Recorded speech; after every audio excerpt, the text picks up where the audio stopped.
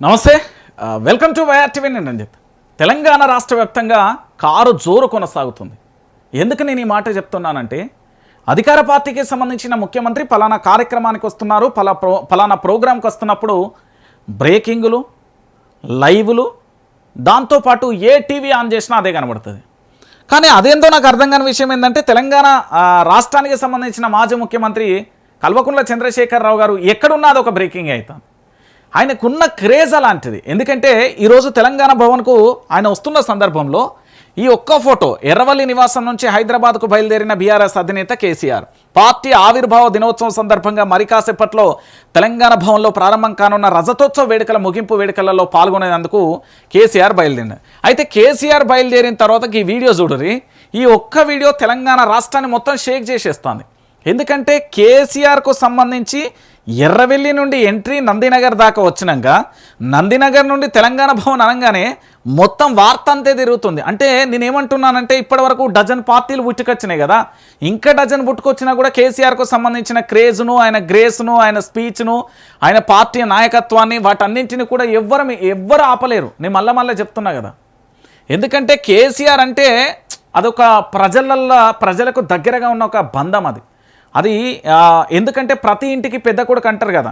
ఎందుకంటే కళ్యాణ లక్ష్మి ఇచ్చిండు, దాంతోపాటు న్యూట్రిషన్ కిట్ ఇచ్చిండు, ఇప్పుడు బాలింత అయినప్పుడు న్యూట్రిషన్కి ఇచ్చిండు, మళ్ళీ పిల్లలు పుట్టినప్పుడు పూర్తి స్థాయిలో వాళ్లకు సంబంధించి హెల్ప్ చేయించారు, దాంతోపాటుగా పెళ్ళిళ్ళకు షాదీ ముబారక్ కానీ కళ్యాణ లక్ష్మి కానీ, దాంతోపాటుగా చదువుకోవడానికి ఫ్రీ ఎడ్యుకేషన్, మళ్ళీ దాని తర్వాత ఉద్యోగాలు, ఇట్లా చెప్పుకుంటూ పోతే కేసీఆర్ ప్రభుత్వంలో చాలా వరకు కూడా సహాయ కార్యక్రమాలైనా ప్రభుత్వం నుండి అధికార పార్టీ నుంచి అయినా కానీ లేదా మరో రూపకంగానైనా చాలా కుటుంబాలు కూడా లబ్ధి పొందే ఉంటాయి. సో దళిత బంధువైనా, బీసీ బంధువైనా, మత్స్యకారులకు సంబంధించి, చేపలైన ముదిరాజులకు సంబంధించి ఇట్లా చెప్పుకుంటూ పోతే చాలా రకాలుగా కూడా కేసీఆర్కు సంబంధించి పూర్తి స్థాయిలో కూడా కేసీఆర్ ప్రభుత్వం అద్భుతమైన పరిపాలన చేసింది. అందుకే కేసీఆర్ ఎక్కడ ఉన్నా కూడా ఆ క్రేజు, ఆ గ్రేస్ తగ్గేది లేదు. ఎందుకంటే కేసీఆర్ వస్తున్నాడు అంటే టీవీలన్నీ కూడా అతుక్కపోతాయి. ఈ మధ్యకాలంలో రేవంత్ రెడ్డికి సంబంధించి అదేంది మన యాడ్స్కు సంబంధించి భయంకరంగా ఇస్తాలు పేపర్లలో, టీవీలలో, మెట్రో పిల్లలకు ఎక్కడి పోయిన ఫ్లెక్సీలు అన్నీ వేస్తుండ్రు కదా. ఏది అవసరం లేదు, కేసీఆర్ ఎంట్రీ అంటే చాలు సినిమా సితార్ అవుతుంది. ఎందుకంటే తెలంగాణ రాష్ట్ర వ్యాప్తంగా చూడు, ఒక్కసారి కేసీఆర్ వస్తున్నాడు అంటే ఆ వార్త తెలంగాణ రాష్ట్రానికి సంబంధించి పూర్తి స్థాయిలో కూడా ఆయన బయలుదేరుతున్నాడు అన్న వార్తే. ఆయన ఏం చేస్తున్నాడు అంటే కేసీఆర్కు సంబంధించి ప్రజలల్లో అంత బలంగా నాటకపోయింది. ఇక ఇలాంటి గొప్ప నాయకుని పట్టుకొని కేసీఆర్ పనేంది, కేసీఆర్ కథ ఏంది, కేసీఆర్ లక్షణమైంది అంటే ఊకుంటారు. ఇక ప్రజలు తిరగబడితే ఆ కథే వేరుంటుంది. ఎందుకంటే నీ మాట ఎందుకు చెప్తాను అంటే కేసీఆర్కు సంబంధించి అది చరిత్ర 14 సంవత్సరాల పోరాటమైనా 10 సంవత్సరాల అధికారమైనా కేసీఆర్ అదొక చరిత్ర. భవిష్యత్తులో అదే ఉంటుంది, గుర్తుపెట్టుకోరి. రేవంత్ రెడ్డి ఎన్నో విమర్శలు చేస్తాను, ఇంకా ఈక పార్టీలు అన్నీ చేస్తున్నాయి, కానీ అల్టిమేట్గా కేసీఆర్ ఈజ్ ఏ లెజెండ్, గుర్తుపెట్టుకోరు. అదే జరుగుతుంది ఈ తెలంగాణ రాష్ట్ర వ్యాప్తంగా అధికారం ఉన్న పార్టీలోకి నేతలు క్యూ కట్టడం అనేది సర్వసాధారణంగా జరుగుతుంది. ఏమన్నా అంటే ఎమ్మెల్యేలు మన నియోజకవర్గ అభివృద్ధి అంటారు, లేకపోతే జెడ్పీటీసో ఎంపీటీసో అంటారు, లేకపోతే చైర్మన్ పదవి అంటారు, లేకపోతే కార్పొరేటర్ కోసం పదవి కోసం దేనికో ఒక దానికోసం అయితే అధికార పార్టీలోకి జాయిన్ అవుతారు, లేదా వాళ్ళకి రావాల్సిన పెండింగ్ బకాయిలు, పెండింగ్ బిల్లుల కోసం వెళ్తారు. ఇది న్యాచురల్గా ఏ రాష్ట్రంలోనైనా జరిగే ప్రాసెస్. కానీ తెలంగాణలో రివర్స్ గేర్స్లో నడుస్తుంది ఇక్కడ. ఎందుకు అంటే కాంగ్రెస్ పార్టీలో జాయిన్ కావాల్సిన వ్యక్తులందరూ బీఆర్ఎస్ పార్టీలో జాయిన్ అవుతున్నారు. బీఆర్ఎస్ పార్టీ విపక్ష పార్టీ, అందులో అధికారం లేని పార్టీ, అందులో ప్రజల పక్షాన కొట్లాడుతున్న పార్టీ. అలాంటి బీఆర్ఎస్ పార్టీలోకి క్యూ కడుతున్న విజువల్ ఒకసారి చూడుర్రి. నిన్న మన కేటీఆర్ సమక్షంలో హుజూర్ నగర్కు సంబంధించి ఆల్ ఇండియా ఫార్వర్డ్ బ్లాక్ పార్టీ యువ నాయకుడు రఘు జైన్ అయిన. అయితే రఘు జైన్ అయిన పరిస్థితులలో నాకు కొన్ని ఆసక్తికరమైన అంశాలు అనిపించినాయి. అసలు విపక్షంలోకి ఎందుకు క్యూ కడుతున్నారు, అధికారంలోకి కాదా పోవాల్సింది అంటే రేవంత్ రెడ్డి యొక్క పరిపాలన మార్క్ ఎట్లున్నదో ఆలోచించు.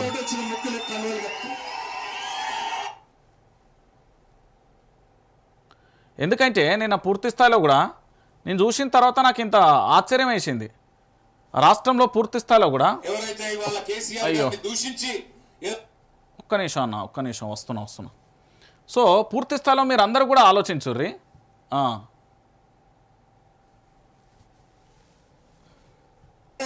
మన రఘు గారికి వారితో వచ్చిన ముఖ్యులకు కన్నులు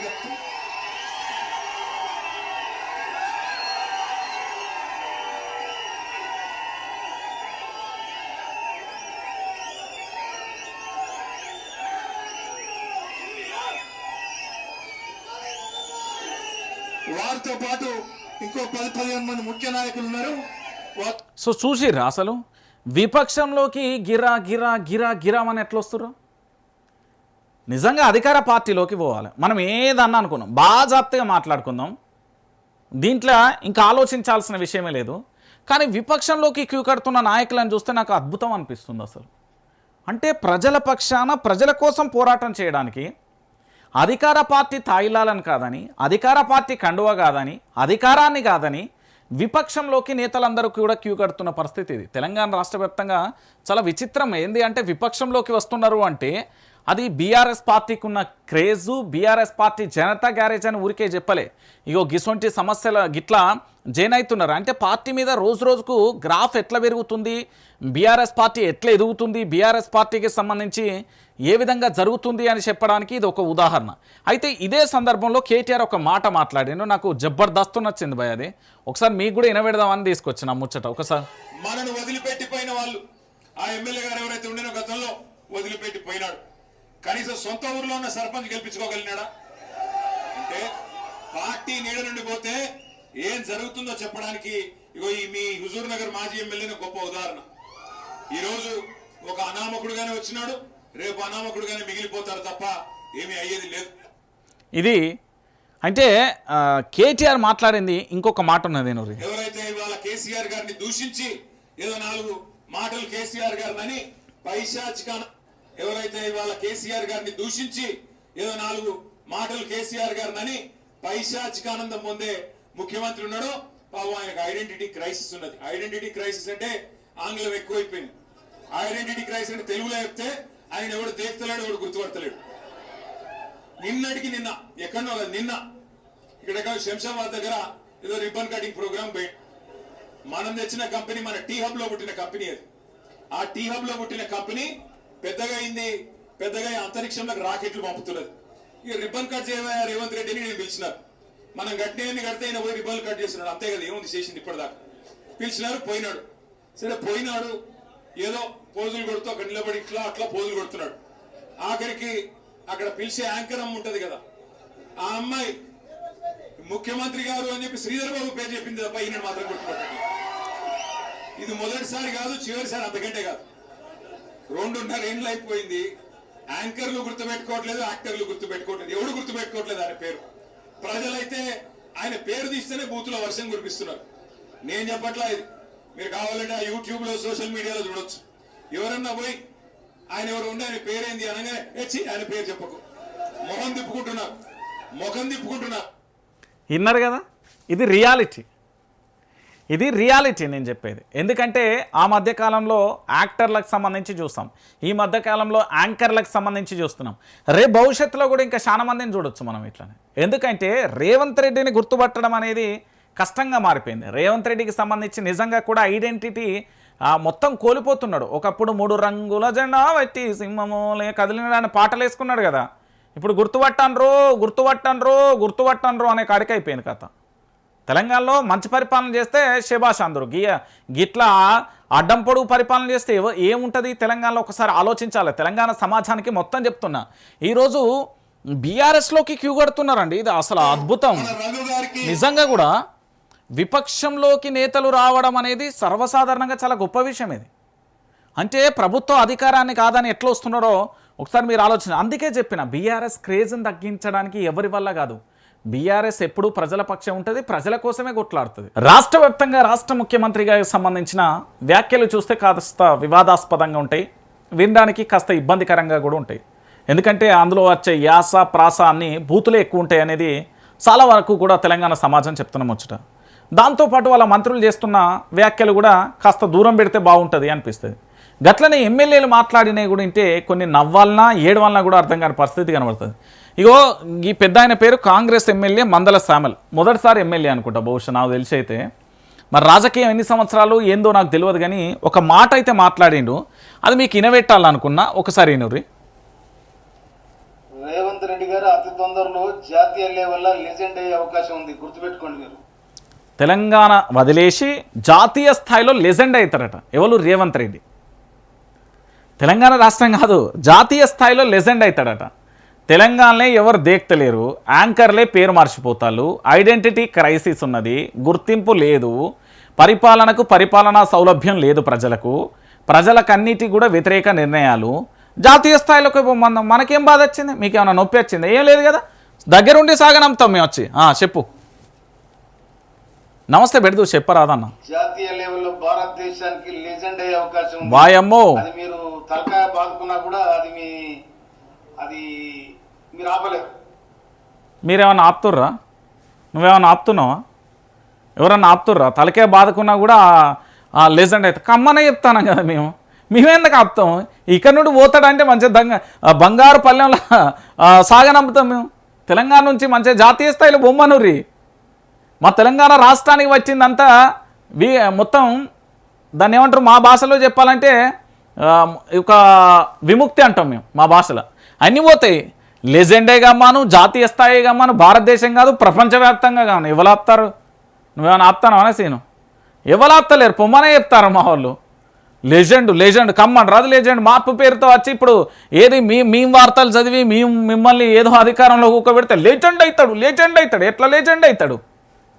డబుల్ బెడ్రూమ్ ఇల్లులు ఇవ్వకపోతివి, షాదీ ముబారక్ కళ్యాణ లక్ష్మి తులం బంగారం ఇవ్వకపోతివి, ఉద్యోగ అవకాశాలు ఇవ్వకపోతివి, రైతులకు రైతు బంధు ఇవ్వపోతివి, రైతు బీమా ఇవ్వపోతివి, రైతు రుణమాఫీ ఇవ్వపోతివి, ఎరువులు ఇవ్వపోతివి, నీళ్ళు ఇవ్వపోతివి, పంట కొనుగోలు చేయకపోతివి, బోనస్ లేకపాయ. ఇక చదువుకునే పోరగాళ్లకు విద్యకు సంబంధించిన విద్యా కార్డులు ఏడవైనాయి, స్కూటీలు ఏడవైనాయి, అది లేదు. దాంతోపాటు రిక్రూట్మెంట్ లేదు, ఉన్న బళ్ళు మూతపడతానే. ఇంకా ముందడుగేస్తే ఇంకా చాలా ఉన్నాయి. ఇట్లా చెప్పుకుంటూ పోతే ఉడతాది అది. అదేమన్నా ఒడిసే కథనా? మహాభారతం అయిపోయింది మీది. అది ఇవాళ కాదు, నెలల్లో పడుతుంది. మీరు జాతీయ స్థాయి మళ్ళీ ఒక్కసారి వినురు. ఎందుకైనా మంచి ఇంత గొప్ప గోల్డెన్ వర్డ్స్ మళ్ళీ వినబడే కదా. ఒక్కసారి మీకోసం ప్లీజ్ ఏమనుకోకూరు, నాకు కూడా వినాలని ఉన్నది. రేవంత్ రెడ్డి గారు అతి తొందరలో జాతీయ లెవెల్లో లెజెండ్ అయ్యే అవకాశం ఉంది, గుర్తుపెట్టుకోండి. వామ్మో, కమ్మనే చెప్తాను. జాతీయ లెవెల్లో భారతదేశానికి లెజెండ్ అయ్యే అవకాశం ఉంది. అది మీరు తలకాయ బాదుకున్నా కూడా అది మీరు ఆపలేరు. ఇప్పుడు మేము వార్తలు చదువుతానేమో భజన చేస్తారు, లేకపోతే వాళ్ళకి సపోర్ట్ చేస్తారు అంటాను. మరి ఇక్కడ ఎమ్మెల్యే గారు ఏం చెప్తాను? రేవంత్ రెడ్డి బుట్టలో పడేయడానికి పాపం కాకా పడతానట్టు అనిపిస్తలేదా? మనోడికి హిందీ పర్ఫెక్ట్ ఉండదు, ఇంగ్లీష్ పర్ఫెక్ట్ ఉండదు, బిజినెస్ థింగ్స్ లేవు, దాంతోపాటు పరిపాలననే అడ్మినిస్ట్రేషనే సరిగ్గా రాదు. ఇక లెజెండ్గా అమ్మానన్న మేము తొందరగా మేము స్వాగతం తెలుపుతాం. లెజెండ్గా అమ్మాను, భారతదేశాన్ని నిలమని ఏమన్నా చేసుకోమాను. మందుల సామలన్నా నీ మాట నిజంగానే ఇక మేము కూడా వేచి చూస్తాం అప్పటిదాకా. ఈ మధ్యకాలంలో తెలంగాణలో రాజకీయ పార్టీలు పురుడు పోసుకుంటున్నాయి. కొత్త పార్టీలు, కొత్త వ్యక్తులు తెర మీదకి వస్తున్నారు. అయితే దాంట్లో భాగంగా నిజానికి తెలంగాణ రాష్ట్ర వ్యాప్తంగా కొత్త పార్టీలు అవసరమా? ఓ దశలో అవసరం లేదు, మరో దశలో అవసరం అంటూ కొంతమంది విశ్లేషకులు వాదిస్తున్న వాదన. అయితే నిజానికి తెలంగాణ రాష్ట్ర వ్యాప్తంగా కూడా మనం చూద్దాం. ఎందుకంటే ఉమ్మడి ఆంధ్రప్రదేశ్ పెద్ద మనుషుల ఒప్పందం నుండి మొదలుకొని అది 1956 వరకు, అప్పటి నుంచి మొదలుకొని ఆ తర్వాత 1969 కావచ్చు, ఆ తర్వాత 2001 నుంచి 14 వరకు కావచ్చు, లేదా 2014 నుంచి స్టిల్ ఇప్పటికి అంటే 2026 వరకు కావచ్చు. తెలంగాణ రాష్ట్ర వ్యాప్తంగా చాలా పార్టీలు, ఉద్యమం కోసం పుట్టిన పార్టీలు ఉన్నాయి, వ్యక్తులను డ్యామేజ్ చేయడం కోసం పుట్టిన పార్టీలు ఉన్నాయి, రాజకీయ ఓటు బ్యాంకును చీల్చడానికి పుట్టిన పార్టీలు ఉన్నాయి. ఇలా రకరకాల పార్టీలు కూడా తెర మీదకి వస్తున్నాయి. మరి అన్నీ సక్సెస్ అయితాయా? కావు. ఎవరైతే నాయకత్వాన్ని పగడ్బందీగా పవర్ఫుల్గా ఎవరైతే నాయకత్వం వహిస్తారో వాళ్ళు మాత్రమే సక్సెస్ అవుతారు. అది మీ అందరికీ తెలిసిన విషయమే. సో తెలంగాణలో గతంలో చాలా పార్టీలు వచ్చాయండి. నేను ఒక్కొక్క పార్టీని కూడా చూపించే ప్రయత్నం చేస్తాను. ఒకసారి మీది ఇది చూడండి. ఎందుకంటే తెలంగాణ పేరుతో వచ్చిన కొన్ని పార్టీలన్నీ మీకు ఇంట్రడ్యూస్ చేసే ప్రయత్నం చేస్తా. ఎందుకంటే ఇది తెలంగాణ సమాజానికి చెప్పాలి, తెలియచేయాలి. నిజం మీ కళ్ళ ముందు ఉంచుతా. ఖచ్చితంగా కూడా నిజాన్ని మీ కళ్ళ ముందు ఉంచాలనే బాధ్యతతోని నేను కొన్ని అంశాలు తెర మీద తీసుకొచ్చిన. తెలంగాణ పేరుతో వచ్చిన కొన్ని పార్టీలు మీ అందరికీ తెలుసు. రాష్ట్ర రాజకీయాలలో ఉమ్మడి ఆంధ్రప్రదేశ్లో దేవేందర్ గౌడ్ అంటే మంచి గట్టి చరిష్మా ఉన్న నేత, మంచి ఫాలోవర్ ఉన్న నేత. ఇప్పుడు చరిత్రలో ఏమైపోయారో మీరందరూ కూడా గ్రహించాలి. నవ తెలంగాణ పార్టీని దేవేంద్ర గౌడ్కు సంబంధించి పార్టీ ఏర్పాటు చేశారు. కొన్ని రోజుల పాటు మాత్రమే నడిచింది. కొన్ని నెలల పాటు మాత్రమే నడిచింది. ఆ తర్వాత ముగింపు కూడా పలికేళ్ళు. ఆ తర్వాత తల్లి తెలంగాణ పార్టీ విజయశాంతి. అంటే తెలంగాణ రాష్ట్రాన్ని తీసుకురావాలనే ఒక ఉద్దేశమా, లేదా ఆంధ్ర పెత్తందారు వ్యవస్థను ఇక్కడి నుంచి తరిమి కొట్టాలా, లేదా రాజకీయంగా పూర్తి స్థాయిలో వీళ్ళ ఎదుగుదల కోసమా అనేది మీరే డిసైడ్ గారి. నేను పార్టీలు ఆ నేతల పేర్లు చెప్తా. దాని తర్వాత తెలంగాణ జనసమితి. ఇది తెలంగాణ రాష్ట్రం ఏర్పడిన తర్వాత వచ్చిన పార్టీ. ఎందుకంటే కేసీఆర్కు అల్టిమేట్ ఏదీ లేదు. అటు భారతీయ జనతా పార్టీ సైలెన్స్, అటు కాంగ్రెస్ పార్టీ సైలెన్స్, ఇటు కమ్యూనిస్టులు కూడా సైలెన్స్. ఎందుకంటే పరిపాలన అద్భుతం కాబట్టే ఆల్ సైలెన్స్.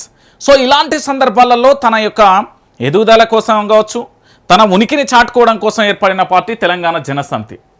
దాని తర్వాత తెలంగాణ రాజ్యాధికార పార్టీ తీన్మార్ మల్లన్న జర్నలిస్ట్గా కొనసాగి ఆ తర్వాత పూర్తి స్థాయిలో కూడా బీసీ నినాదం, ఒక్కొక్క దశలో ఒక్కొక్క నినాదాన్ని, అంటే 7200 అని, తర్వాత బీసీ నినాదం, తర్వాత ఎస్సీ నినాదం, ఆ తర్వాత ఇప్పుడు ఫైనల్గా తెలంగాణ రాజ్యాధికార పార్టీ అని తీన్మార్ మల్లన్న కూడా పెట్టిండు. అది ప్రజలలో ఏ విధంగా ఉందో మీకు తెలుసు. తర్వాత తెలంగాణ సాధన సమితి. ఇది ఆల నరేంద్ర గారు పెట్టిన పార్టీ. ఈ ఆల నరేంద్ర గారు పెట్టిన ఈ పార్టీ తెలంగాణలో ఒక రకమైన వేవ్ తీసుకొచ్చింది, ముఖ్యంగా నల్గొండకు సంబంధించి. ఆ తర్వాత తెలంగాణ ఇంటి పార్టీ. మీ అందరికీ తెలుసు చెరుకు సుధాకర్ గారు తెలంగాణ ఉద్యమంలో ఆయన మీద పీడీ యాక్ట్ అమలు చేసిర్రు. తెలంగాణ ఉద్యమంలో అద్భుతమైన పోరాటం చేసిన వ్యక్తి చెరుకు సుధాకర్. తెలంగాణ ఇంటి పార్టీ పెట్టిన తర్వాత అదేమైందో కూడా మీ అందరికీ తెలుసు. ఆ తర్వాత తెలంగాణ యునైటెడ్ ఫ్రంట్. ఇది గద్దర్ పార్టీ. గద్దర్కు సంబంధించి రాజకీయంగా లేదా ఏదో ఒక దశలో పోరాటం చేయాలని పెట్టిన పార్టీ తెలంగాణ యునైటెడ్ ఫ్రంట్, గద్దర్కు సంబంధించి.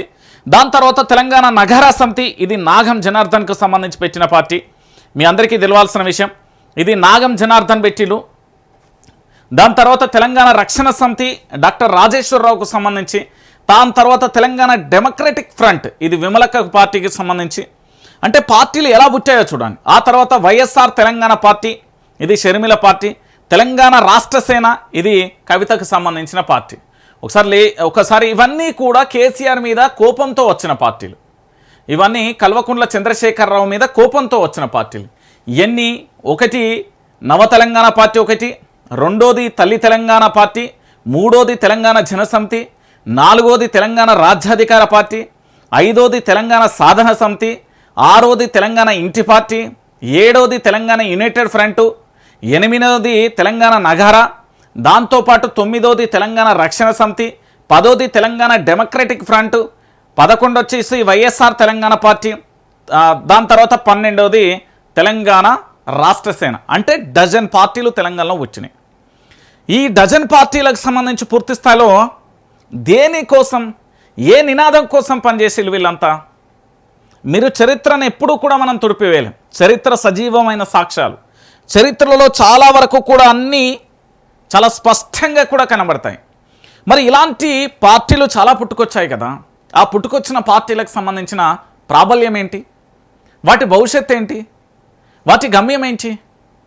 కేవలం ఓటు బ్యాంకు రాజకీయాలు, లేదా అధికారంలోకి రావాలనే ఆలోచన, స్వార్థం కావచ్చు, నేనే ముఖ్యమంత్రినే కావాలంటూ పుట్టిన పార్టీలు. ఇవన్నీ కూడా తెలంగాణలో దాదాపుగా డజన్ పార్టీలు కూడా కేవలం కల్వకుంట్ల చంద్రశేఖరరావు పేరు మీద మాత్రం వెలిసిన పార్టీలు.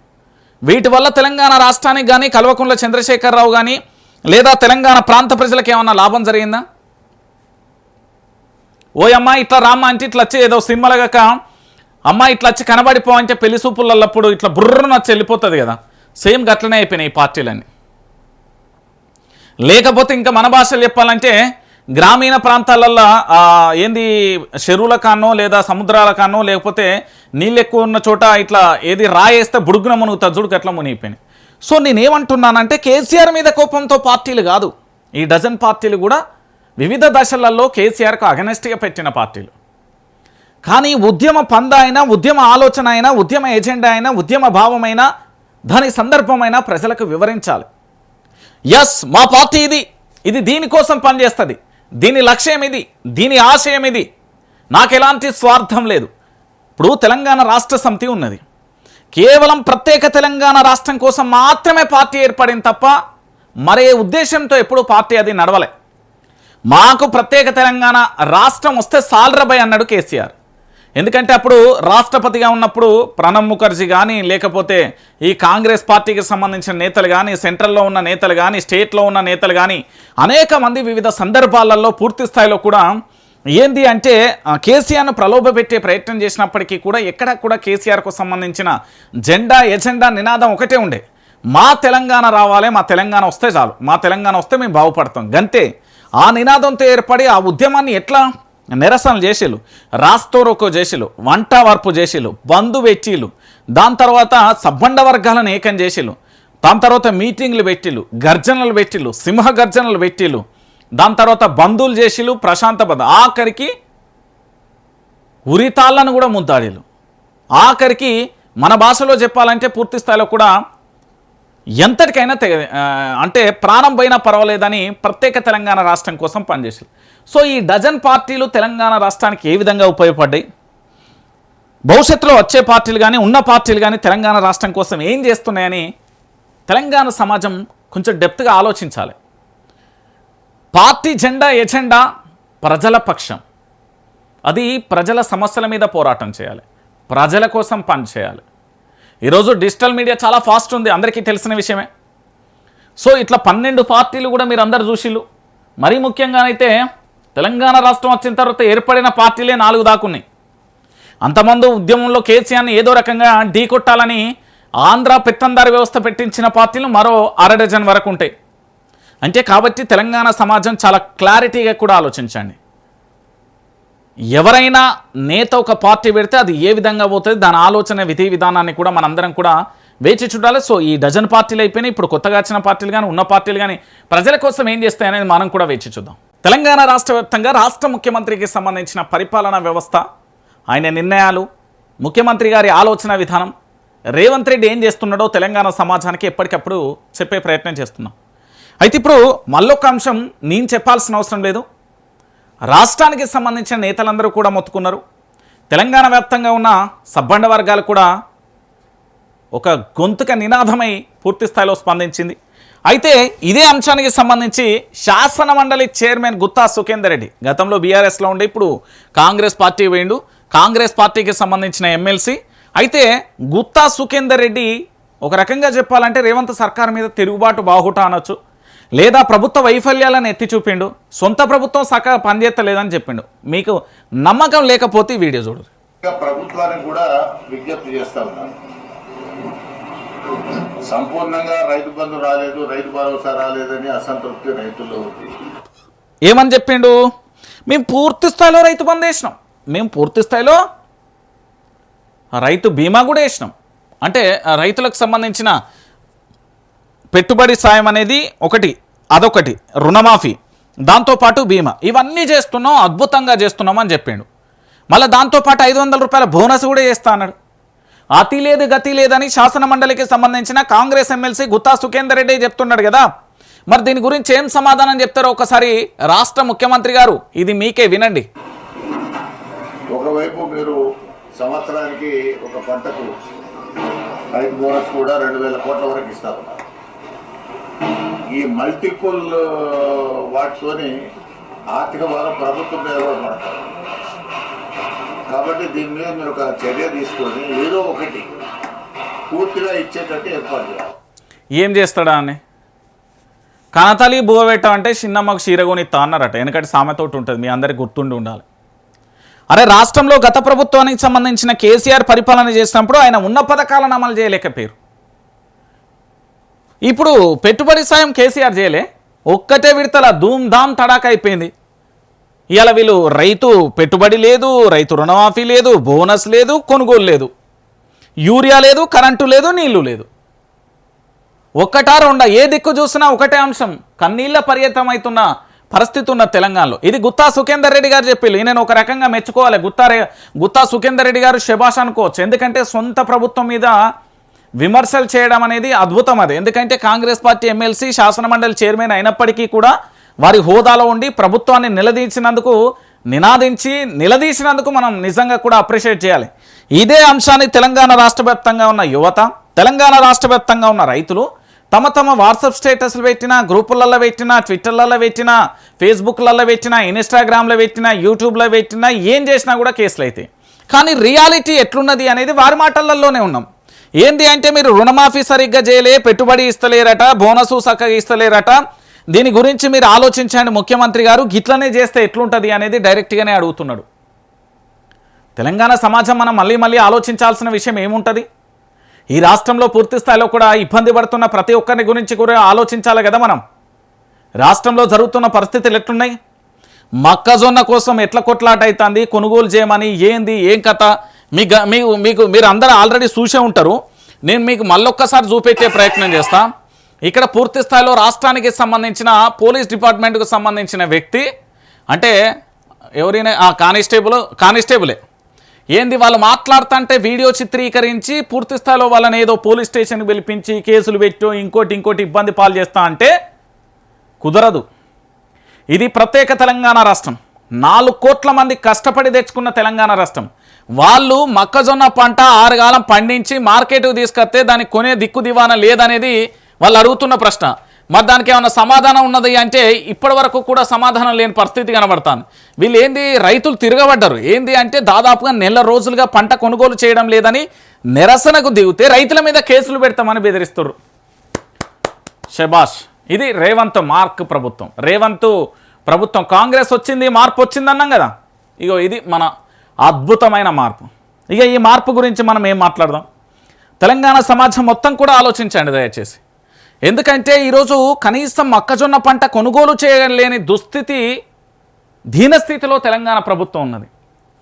రైతులు పోయి నిరసన చేస్తే వాళ్ళ వీడియోలు తీసి మీ మీద కేసులు పెడతాం, మిమ్మల్ని అరెస్ట్ చేస్తాం అని బెదిరిస్తారా? అసలు ఎంత బాధాకరమైన విషయం అంటే, నిన్న భారత రాజ్యాంగంలో ఒక కమ్మ నేనే తిరిగేసిన అవసరం ఉంది. అయితే ఒక పోలీస్ స్టేషన్ అండి, హైదరాబాద్లో కొన్ని పోలీస్ స్టేషన్లు, తెలంగాణ రాష్ట్ర వ్యాప్తంగా కొన్ని పోలీసులను చూస్తే నాకు ఇజ్జత్ అనిపిస్తుంది. వాళ్ళకి ఆ బువ్వ ఎట్లా తింటుర్రో కూడా నాకు అర్థమవుతలేదు. ఏదైనా ఒక వ్యక్తి కంప్లైంట్ దారు వచ్చినప్పుడు కంప్లైంట్కు సంబంధించి 14 రోజుల వ్యవధిలో ఎఫ్ఐఆర్ చేయాలి. కానీ అక్కడికి పోయిన 14 సెకండ్లలో ఎఫ్ఐఆర్ అవుతుంది. ఎట్లయితుంది నాకు అర్థమవుతలేదు. అది దాని గురించి ఎంక్వైరీ ఉంటుంది, దాని గురించి మొత్తం ఉంటుంది. అవన్నీ పక్కన పెట్టి ఏ విధంగా ప్రాసెస్ ముందు పోతున్నారు? ఏమన్నా అంటే కేసులు పెడితే ఏం చేస్తారు? కేసులు పెట్టి ఏమవుతుంది? తెలంగాణలో ఉన్న 4 కోట్ల మందికి జైలు కట్టిరిగా. మీ అందరం బయటకు వచ్చిన తర్వాత పోవాల్సిన వ్యక్తికి సిద్ధం చేసుకోరు మీరు. ఇప్పుడు లగ్జరీ లైఫ్లో అనుభవిస్తున్న వాళ్ళు అందరు రేపు పొద్దుగాల బీఆర్ఎస్ వస్తే దెత్తడి పోచమ్మ గుడి అవుతుంది వాళ్ళది. చూడురు మీరు అనుకుంటురేమో లిస్టు రెడీ అయిందాడ. తెలంగాణలో ఇట్లా పరిస్థితి ఉన్నది. మా గుత్తా సుఖేందర్ అన్న మాట్లాడిన దాంట్లో ఏమన్నా తప్పు ఉన్నదా? అందులో ఏం లేదు. ప్రజల కోసం శాసన మండలికి సంబంధించిన చైర్మన్ గుత్తా సుఖేందర్ రెడ్డి కాంగ్రెస్ పార్టీ మీద మాట్లాడిందంటే వాస్తవమైన విషయం. కాబట్టి మరి ముఖ్యమంత్రి గారు స్పందిస్తారా, మౌనంగా ఉంటారా, నాకేమిన వాళ్ళే అంటారా, ఏంది అనేది మనం కూడా వేచి చూడాలి.